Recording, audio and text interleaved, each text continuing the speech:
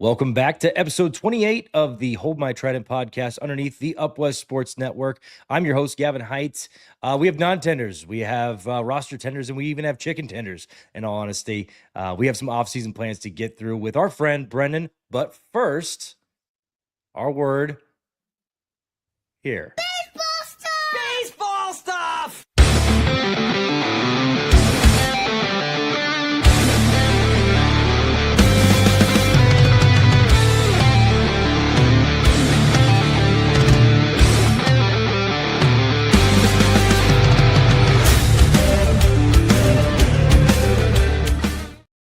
We are back. We got our friend Brennan in the house. Brennan, Hello. how you doing? Throw some socials. How we doing?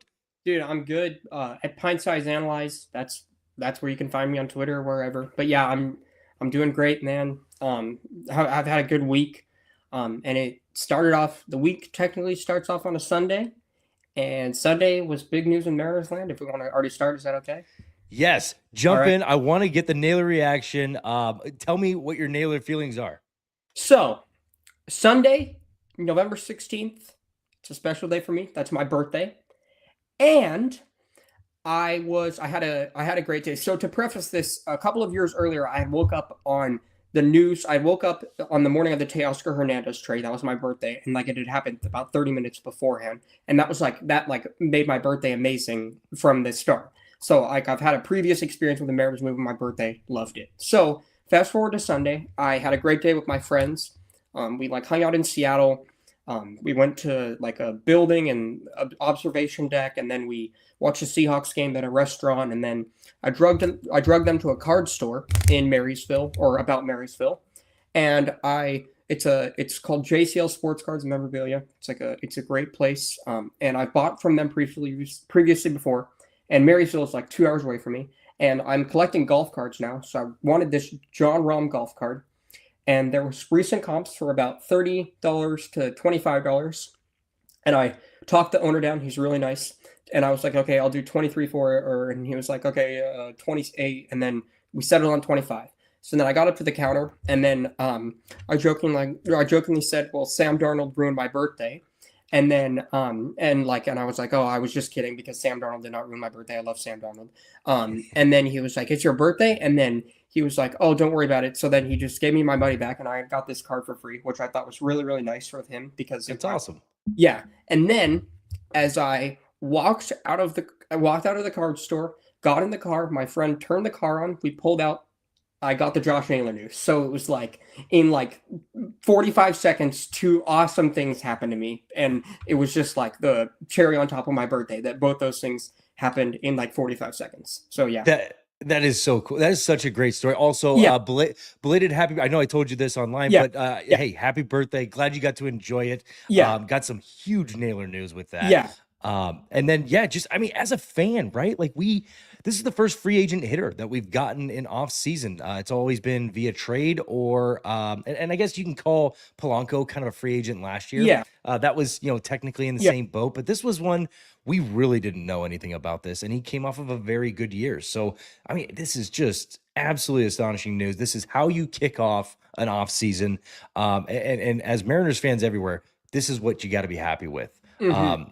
And just kind of moving. Today, even we had some even bigger news. Per Daniel Kramer, this came out earlier today. The Mariners non-tendered the following players ahead of today's 2 p.m. PT deadline. Right-handed pitcher Gregory Santos, lefty Taylor Saucedo, the homegrown kid, and then right-handed pitcher Trent Thornton. So definitely some notable losses there. They all become free agents. That's how the non-tender works. If you tender them, you bring them back. If you non-tender them, they become free agents. And then I guess just news with that, or just feelings with that, with losing Greg Santos, who we did have to give up kind of a little bit. I think Perlander Baroa was part of that trade. Zach DeLoach, I think that was the trade, and also a comp pick not too long ago. But I don't want to give up my comp picks. Yeah, that's what that was the big. We could have up in the system right now. We could have Christian Camp. No. But yeah. Yeah, yes, I'm with you on that. But thoughts after losing those three guys? Yeah, no. So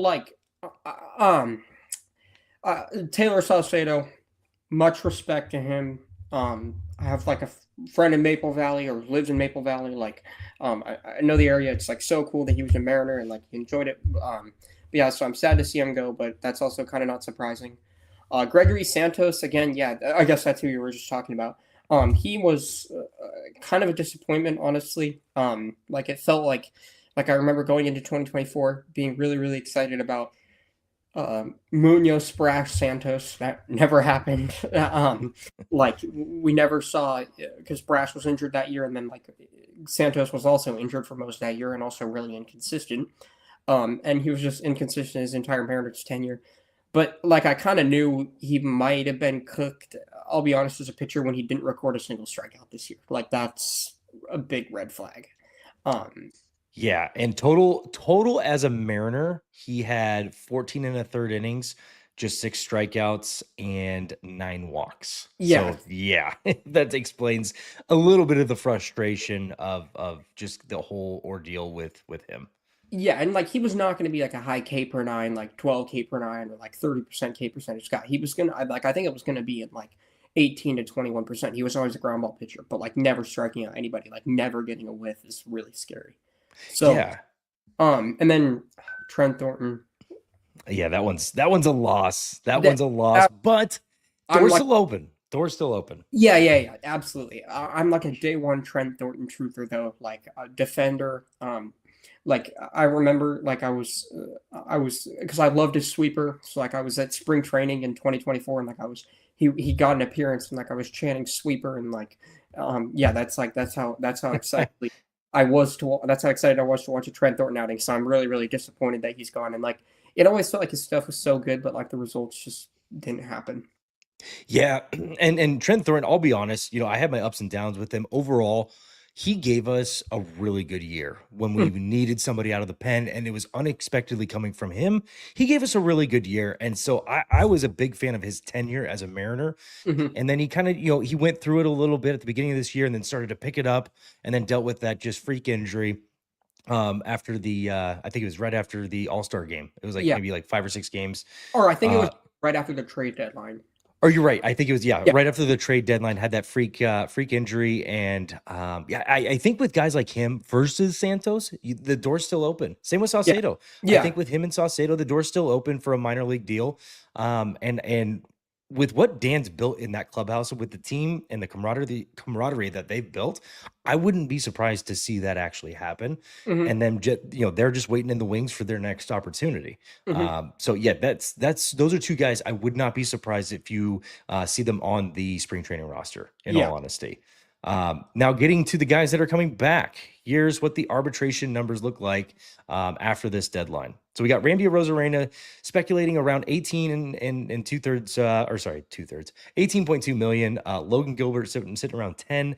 George Kirby right around 5.4. Bryce Miller 2.4. Luke Raley 1.8. Matt Brash 1.8, Gabe Spire 1.7, and Jackson Kowar 800,000. I mean, you look at those numbers and you got to be fairly excited, and also understanding that there's a chance that maybe one of these guys or two of these guys are not here to start the 2026 season. And your thoughts on that? Yeah, so hold on. I just want to make one point real quick about the non-tenders. Yes. I forgot about that. I meant to make this point. So one thing that I do want to note with Trent Thornton is that he is, or technically was Super 2 status. So that also did bump his arbitration salary up by a little bit more. So, and like could be part of the reason why he was deferred or non-tendered. So like, yes, I know Yeah. it's ridiculous that it's like potentially $500,000 is the difference between like his major league roster spot and not, but that is It's potentially why. Like, and I I think and it's and but I yes, think you bring up a good point, because I also think it's just that mixed with that injury, you don't know what you're going to get next yeah, season, and you don't want to pay that extra yeah, 500,000 for uncertainty. yeah, So I think that's the only reason. If he didn't get injured, yeah. I think they would have probably brought him back. Oh yeah, Yeah. absolutely. But yeah, it's Um, but yeah, I mean, and yeah, with those non-tender guys, I mean, there's even a small chance that Greg Santos comes back. However, just from what just reading the room as best as I can, I'm not in the locker room, I'm not mhm, in there, but from what I've been told is it just looks like he doesn't quite fit in with the guys. I just don't. I don't know how to give you any other inside detail, other than my former coaching and playing days. Just seeing how he interacts with the team, it doesn't look like he quite fits in, and he might. There's a good chance that he takes off somewhere else. Yeah, and also like with Santos, I think it's like kind of important to know. He was we're talking about 500,000. Santos was only going to be making 50,000 more than league minimum, and they still like decided to cut ties with him. So that to me is almost like kind of like not them wanting to like cheap out or whatever. It's almost like, no, we'd rather have this 40-man roster spot open because we think there's something potentially better out there, like on the waiver market or whatever that we can get.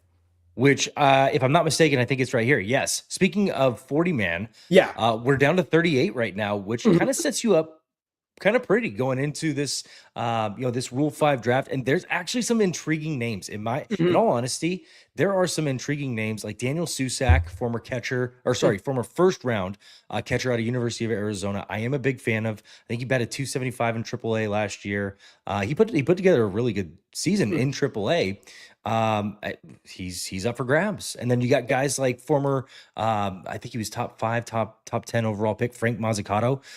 He's left unprotected and he could be picked up. I don't think the Mariners would necessarily be in on him, but a team like the Rockies would love that because they need somebody and anybody to kind of get that team going. But yeah, 38 man. Is there any favorites that have popped out as far as going into Rule 5 or just in that realm? Any favorites that you've kind of seen? Honestly, I haven't like checked in that much. Like, just if they're gonna make a Rule 5 pick, though, I feel like it's probably gonna be like a reliever with crazy stuff. Like that's that. I think it's got to be I don't think they're going to go with a hitter. However, Daniel Susak is intriguing because you don't know if Harry Ford is for sure. I know it was said by front office that he's right as of right now, he is the backup catcher going into next year. But having a battle between Susak and Ford, I mean, that makes spring training interesting in all honesty. And all you got to do is, I think it's 50 grand to send him back to the original club. So it makes it interesting in all honesty. But kind of moving on from there, we're going into current Mariner needs and going into what this offseason could look like. I had a couple of things that popped out for me on potential needs. Brennan, I want to get your thoughts too. But right now I have relief pitching. Third base is kind of up in the air, so I'll put that as a need, unless we have an internal one that we can all agree on. And then I put starting pitching depth, which we don't necessarily need starting pitching, but depth behind it. If two of those guys go down, you don't know kind of what you're dealing with. If you're going to call up Senja, if you're going to mess around with some of these other guys. And then potentially outfield, just depending on what they're going to do with Luke Raley, depending on if there's a trade scenario with Dom Canzone. If they keep him, then obviously that's off the table. But yeah, wanted to get your opinion on the current Mariner need as of right now.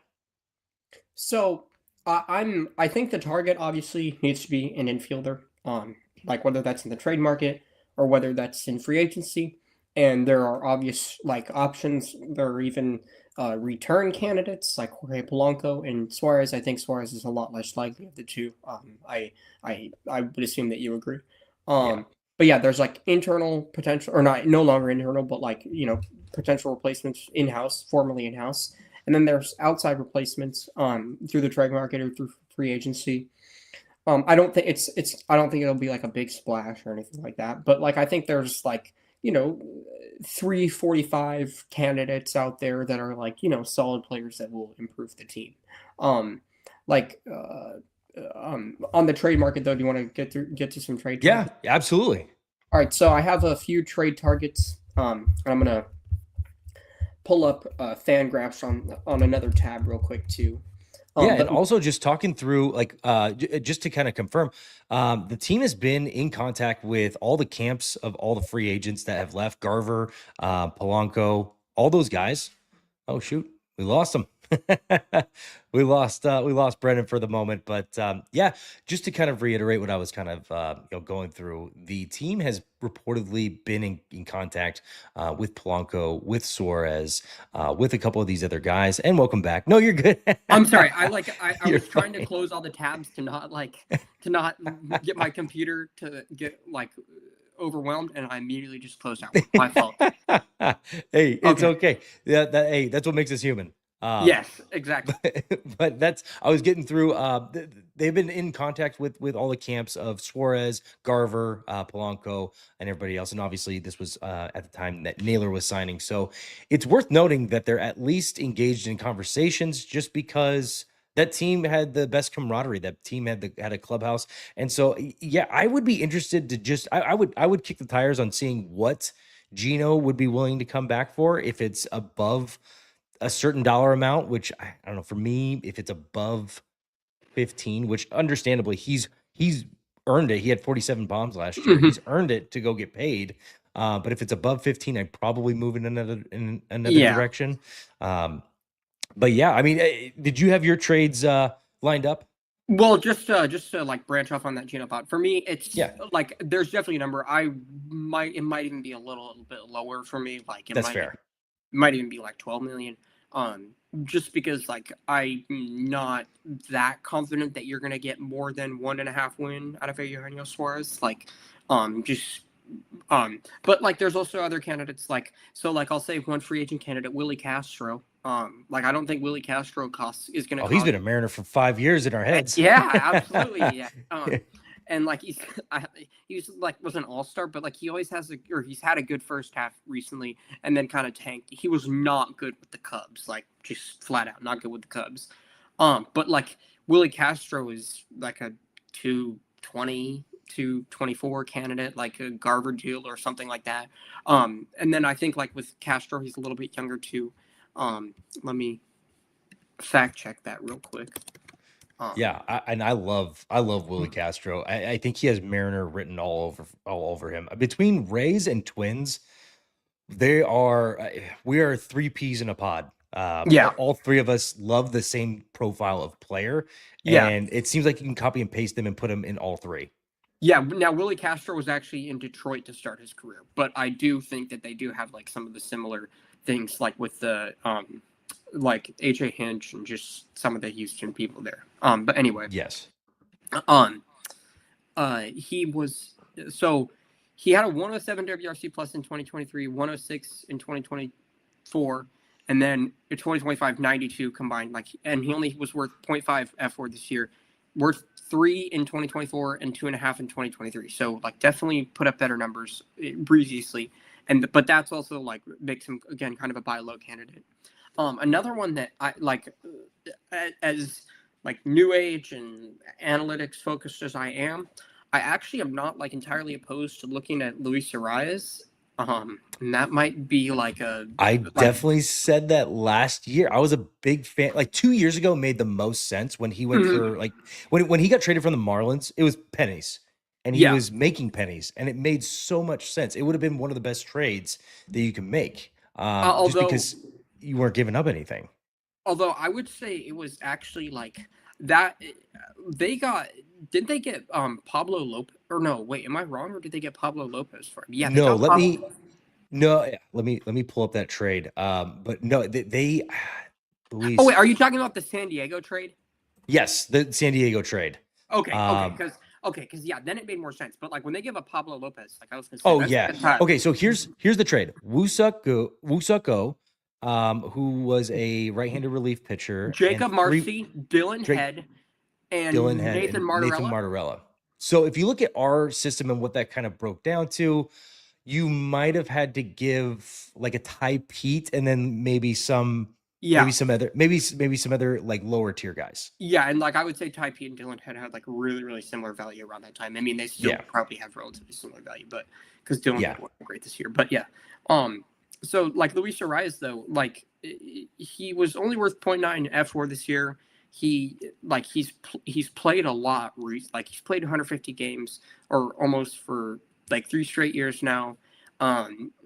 It's just like it's gonna be a contact profile, but that's and like he's gonna be nothing more than like a 7-hitter, but singles merchant. But the way he complements the rest of your lineup, sure, he may never be a huge WAR guy. He may never do all the nitty gritty stuff that you love to see, but he complements the rest of your lineup beautifully. Yeah. He's a perfect 9 guy. If you trust him at the 1 spot, awesome. I think honestly, here's my thing against the wall.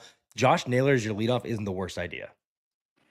Yes. It's not the Kind worst of. idea. It's maybe not to be the best, but imagine facing Josh Naylor, who tends to put the ball on the ground a little bit more than he Mhm. should, and then right behind him you got Julio Rodriguez, Yeah. and now you got to worry about Josh Naylor stealing bags because apparently he does that. Yeah. Like I love Josh Naylor at the leadoff, and I know I might be the only one in that camp on that, but I love the thought of it, and maybe it comes to fruition, maybe it doesn't. Maybe I'm just talking my Kyle Schwarber leadoff talk here. Yeah. I don't know. I would love Schwarber too. Honestly, if I'm gonna get on a leadoff soapbox, I want Julio in the leadoff spot. If we're gonna talk about like a real like, if we're talking about like somebody who can make the score 1-0 like after one pitch, and just like as a power speed threat, like George Springer, Yeah. or like Ricky back in the day. Like I know that like he would hit leadoff and actually hit home runs. But the problem with Arias though is we don't really need a first baseman anymore, and That's I'm not interested at all in that's seeing him at second base. he would be potentially your DH. And Yes. for DH, third base, and first base, he does not produce the numbers. If he was still a second baseman, I'd be all in on him. Yeah. I love his bat alone. I was like so tempted. I was so tempted to just be like, yes, we need him. But now I'm just like he doesn't give you much value. Like it's very hard to say yes that's going to be your DH for the Yeah. next couple of years. I Yeah. don't. It's hard for me to get on board with that. Yeah. I completely agree with you. I'm like that just seems like such a, and like imagine if like I can totally see a scenario where things don't work out and it's like, okay, we're gonna go get this like, slugger DH at the deadline, and then it's like, okay, we got this guy, and then like next offseason it's like, okay, well, what do we do with Luis Arias now? Like he's still like there's not a spot on him there's not a spot for him on this roster, and he's costing $13 million or whatever. Yeah. So yeah, like And it would be a weird fit at DH.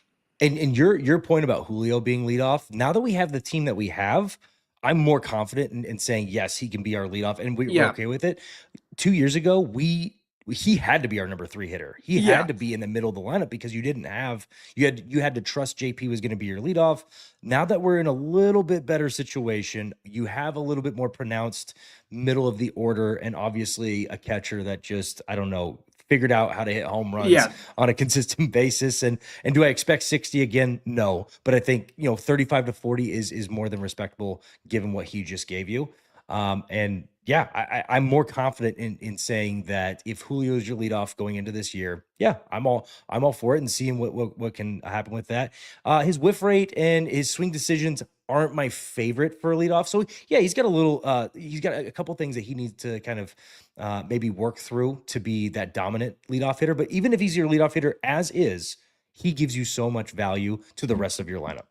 And more of my rationale for that take about Julio, like I wanted him to be the leadoff hitter, is like when Julio really, really like had his swagger, if you want to put it that way, like in 2022, like when he was a rookie, and like and it felt like he was hitting like a home run every day.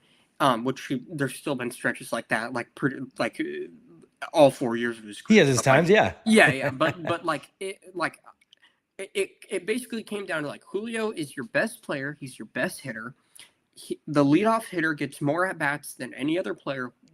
Your best player needs to get why would you not want your best player to get the most at bats? And like, so that to me is like, if Julio's really, really going, that probably means he's your best offensive player. And that's like a massive deal. And he should be in the leadoff spot because of that. Like, because we want our best offensive player to be getting the most opportunities.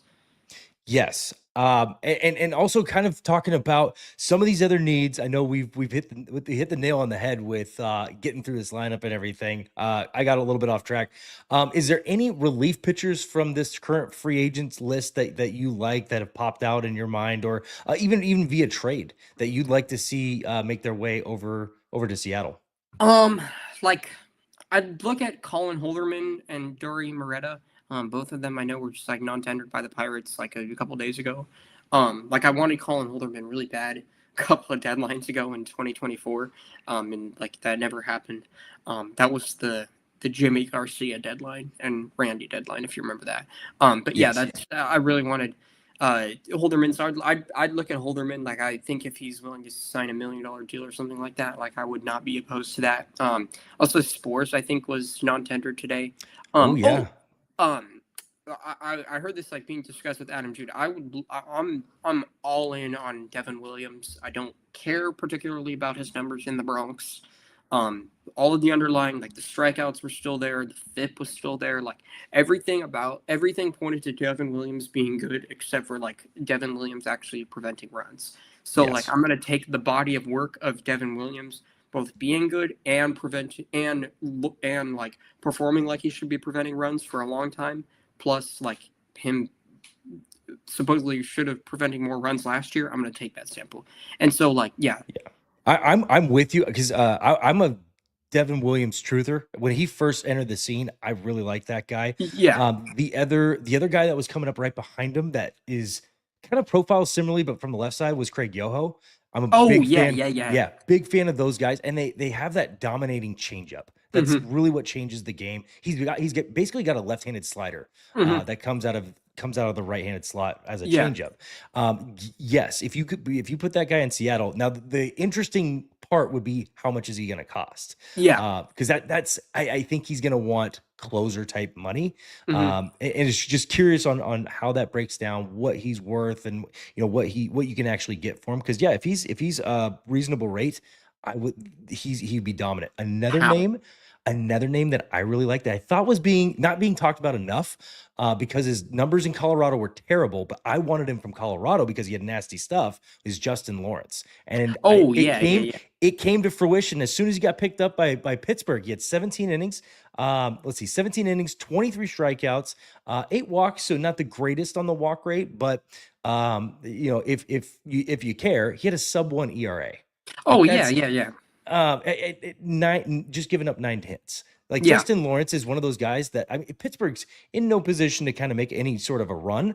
I wouldn't mind trading a mid-level to low-level prospect, just depending on where they put value on Justin Lawrence, and just, hey, thank you. We'll use him, and he'll be our new Trent Thornton. He'll be our new guy that can come better, in. And hopefully better. Like, that guy seems like such a freak athletically. Like, there's like maybe, like, hypothetically 1 tweak away, and, like, that guy's finding the strike zone more consistently, and, like, he's unstoppable. But I think he fits the Jerry mold, right? He's got a nasty slider, and then if you put those guys that maybe have a little bit of struggles with filling up the zone, we see it work in this system. We see it work with Colin Snyder. We see it work with these guys they pick up, Gabe Spire. We see it work with these guys. I think if he comes in, he gets into the mantra of this organization and what they've done with just guys that have nasty stuff, which we were blessed enough to talk to a couple pitchers in the organization. And I'm like, hey, what's being taught, as you're going through Modesto, as you're going through Everett, what's being taught? And he goes, hey, you have nasty stuff. Don't give credit to hitters when you don't have to. Miss middle. Like, that was a lot of what they were saying. Try to throw a slider middle, and if you miss, hey, it's going to be somewhere in the zone. You bring that to Justin Lawrence, and I think that 0.51 ERA that you're looking at right now is exactly what he performs in Seattle. He's an interesting case to be made, and if the Pirates are willing to let go of him, because they're not making any moves. I mean, what are they doing until they get a new ownership group or an ownership group that apparently they're trying to sign Josh Naylor, though. Yeah, well, they said they did. I think the offer, though, was like over $80 million. Like, I think they made a semi-legit run at him. But yeah, they did. Okay, I don't discredit it. I don't discredit it. I'm just like that kind of wows me a little bit with just their current state. And you're gonna have go ahead. Oh, about them, like, the middle thing though. Like, I saw, like, on Twitter, like, somebody was talking about how, like, just came down the middle, and, like, if you're a major league pitcher and you can't miss down the middle without getting outs, like, occasionally, you're not going to be able to be a successful major leaguer. So, very true. It's less on location, which is that good 90s mantra. Like, we all love Greg Maddux, and yes, but he had nasty stuff too. It's not, he was not only was he able to pinpoint his spots, he had nasty stuff. His Mhm. changeup was unreal. His slider was very good. He had a curveball that was 20 miles an hour off of his fastball. Yeah. The guy was just electric on all angles. You copy and paste that to nowadays, and it's yeah. I mean, you get Marco Gonzalez, but not quite as nasty. Yeah. And the reaction time is the big thing in baseball, and so you wanna get nasty stuff and work with that. Mhm. And so yeah, Jerry's done a phenomenal job of getting guys that just have nasty stuff. And hey, let's miss middle and see what happens. Yeah. Yeah. And then, kind of into your wish list for the rest of this off season. Is there anybody that sticks out? Obviously some people are throwing out Kyle Tucker. I don't think Hell that's yeah. I mean, I don't think it's realistic. Apologies. Sorry. But yes, I mean, is that not one of the best hitters that you could possibly bring to this ballpark? Yeah, no, like you want to sign a third you want to bring a third superstar to this roster, I'm all for it. Like no objections from me about that like proposition ever. Same with like another I don't think Bregman's a superstar at this point, but like same with Bregman or Alonso. Like I don't think they're going to be signing here, but if another star comes to the Mariners, I'm not against it. Now, as a Mariners fan, and I got to ask you this because I'm just playing devil's advocate here. If you brought Bregman in, do you think there might be some turmoil with the fans? And granted, who cares, right? As long as you're winning games. Yeah. But just curious on your thoughts. Would that strike the fan base from a different approach?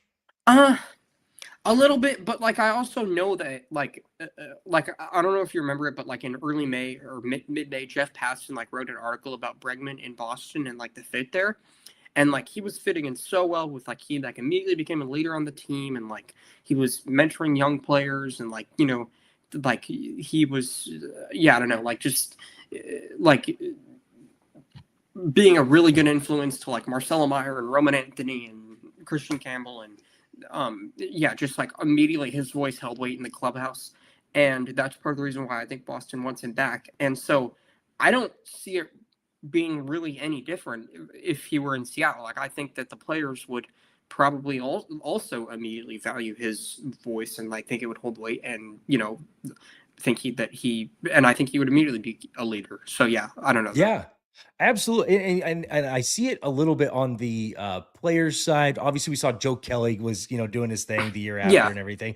I would imagine most of that has subsided at this point, right? Like it's okay. Like we get it. It's baseball. He's still here. Let's live with what we got. But yeah, I was just curious on your thoughts on that, because obviously longtime Astro coming to a Mariner always has mixed feelings, especially with what had happened and everything. But no, there's some really good players on this watch list. It's not quite as deep as it was. What was that, 2022, when Trey Turner and company were all there? I think Aaron Judge was even there.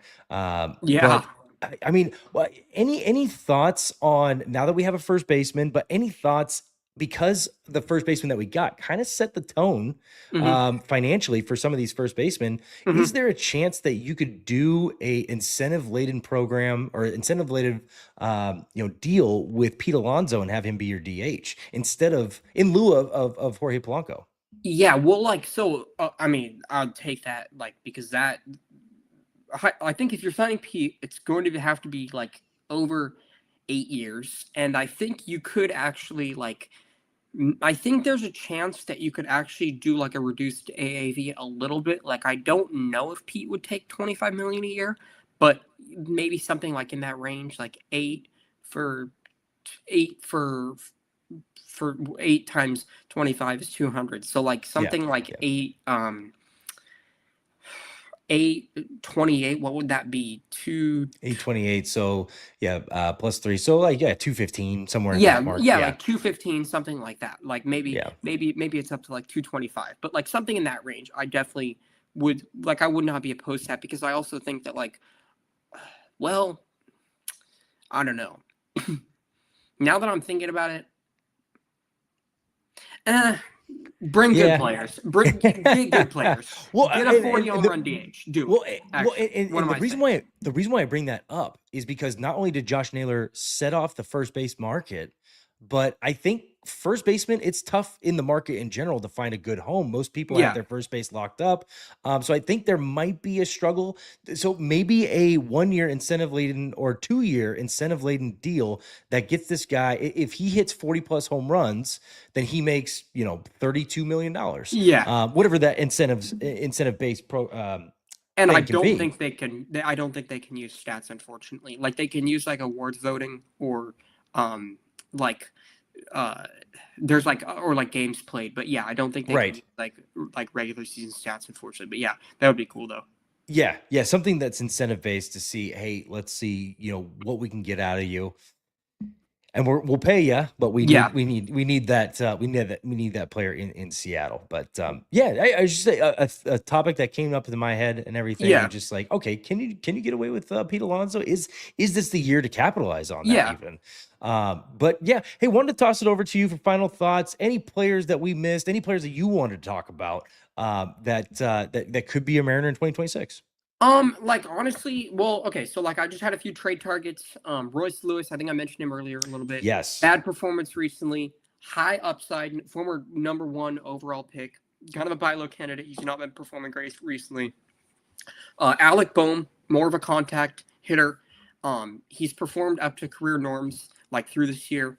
Now this is the big one. The Phillies need to you know, stop being delusional with Alec Boehm trade prices because that was absurd last offseason. Mason Miller for Alec Boehm was like just No. ridiculous. And there was like another one that was like went viral for how absurd it was.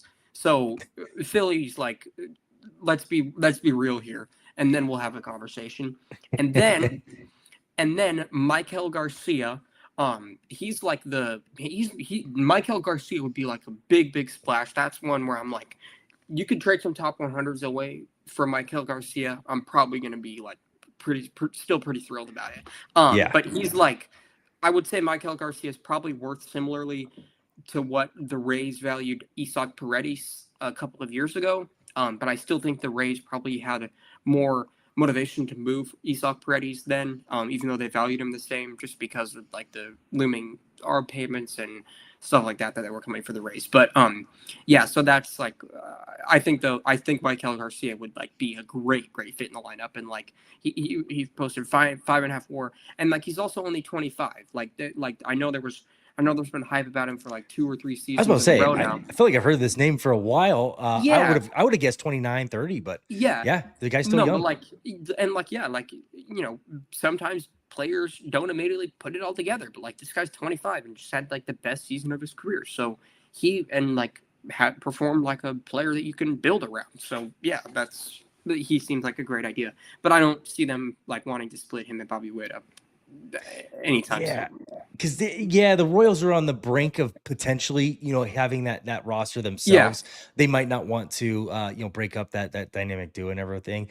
I forgot to ask. This was also been huge discourse just throughout Mariner community, throughout Tigers community. Tarek Skubal. Now our need is not Tarek Skubal, but to have that guy is I mean the value is astronomical. Oh yeah. What are your thoughts on a potential trade? And if we trade, I mean, I guess maybe you and I can agree on this part. If we trade for him, you have to have the guarantee that you're going to sign him long term. And Yeah, so and I don't. We're I not don't getting a 1-year deal see here. that. Like I don't see that either. And that's kind of where, yeah. Like I'm not even gonna try and put together a package because I don't feel like I'd have to sit here for like 45 minutes. I'm not kidding, and like literally think about it and like do this. But I'm not gonna do that. But I just like no doubt does Tarek Skubal like with in probably 99 out of 100 simulations increase the Mariners World Series chance for next year? Yes. Mm-hmm. Does Yes. Tarek Skubal, do we have any guarantee that will be on the Mariners beyond 2026? Absolutely not. Will he also cost a fortune? Yes. Yeah. Now, the one thing I do want to add, the Mariners, I am almost certain are going to be they're going to be doing their due diligence. They did it with Vladdy, and they offered a lot. and they They offered did. more. Divish reported And it was a yeah, good amount. and they were like, "Hey, we're willing to give you this, and we're willing to give you this." And the Blue Jays did not budge, which, good for them. That like ended up being a great decision, and like that, But yeah, like the Mariners are willing to be persistent and like just up the ante and up the ante and up the ante if they feel like a superstar is if they feel like they have the assets to acquire a potential superstar or a superstar. And I don't think they're going to do anything different when it comes to Tarek Skubal.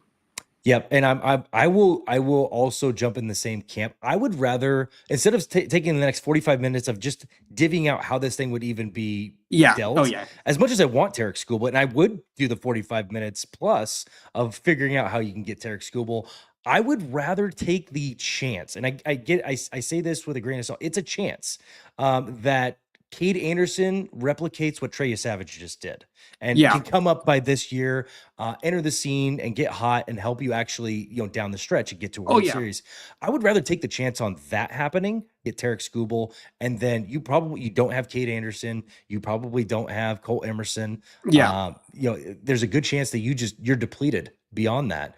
I think they could get away with it without giving up Emerson, but it would be I a think prospect. Anderson, but yeah, like, and I would also assume that probably everybody but Colt Emerson is untouchable. Yeah, or, I mean, everybody is available but Colt Emerson. Sorry. Yes, I would say yes. Cole Emerson is your one untouchable. However, in my opinion, a prospect is never untouchable. There's always something that could be talked about. But in this deal, since we brought up his name, Tarek Skubal, I'm not willing to budge off of Cole Emerson unless it was maybe a straight trade. Yeah. If it was just Cole, but they would never do that. And I'm sorry, it wouldn't be a good fit either way. Even that is like, I'm sorry. I think Tarek Skubal is gonna provide probably, I'll say, 5.5 WAR for the Tigers or whoever next year. I am pretty certain that Colt Emerson is going to produce like at least double, if not 3 times 5.5 WAR over his 6 control years. His floor gives you 4 to 5 WAR. His floor, in my opinion, gives you that, and his ceiling. Well, I mean, we can astronomically talk about all that. Well, good. I wanted to talk about Tarek Skubal just because it's been thrown around for the past several weeks. I wanted to get your opinion on it. But no, you had something that you wanted to talk about. You're getting into with a prospectus, I believe. Yes. So wanted to give you the floor and talk about your upcoming project. Yeah. So I'm going to be starting a Mariners prospectus. Like, the goal is to get it going like before Christmas, around the holidays. So, with the extra time that I have, then get it up and going. And then it's going to be like a Substack, but I also am planning on doing videos, and I kind of want to do more kind of journalism around the prospects and like stories if I can. And like, documenting things rather than just like, here's, this is the 8th best prospect in the Mariners system, and here's why. And here's the 9th best prospect in the Mariners system, and here's why. Like, I still intend to do rankings and that kind of thing. But like, I would love to, chronicle some of these prospects, and eventually, hopefully, communicate with them, have them chronicle their stories for me, that kind of thing. But yeah, that's kind of the goal with it, and I'm excited to get it going. And I've already got content ideas, and I'm already working on some stuff. So yeah, but it will be exciting. Yeah, and there's a reason I have Brennan on here. Brennan is excellent at what he does. Honestly, if you're following it, or if you're following me, you probably already follow him. He does a fantastic job. So I'm really excited to see that project take off. And if you're not following him on here or on Twitter, make sure PintSizeAnalyze, you're following him. If you're following me, we're going to be retweeting it. We're going to be putting his stuff out as well. We're really excited to see that project take off. He's done just a fantastic job. For Up West Sports, we had Brennan on today, and we talked a good bit about the offseason. Very excited. We're definitely going to have him back in the fold, talking probably a little bit closer when we get to spring training, and just, hey, how did this offseason go? Did what we talk about, pan out? But we're really excited to kind of take off with that. But hey, for Up West Sports, I'm Gavin Height. Thanks for tuning in. And just remember, life's too short. Gas up your boys.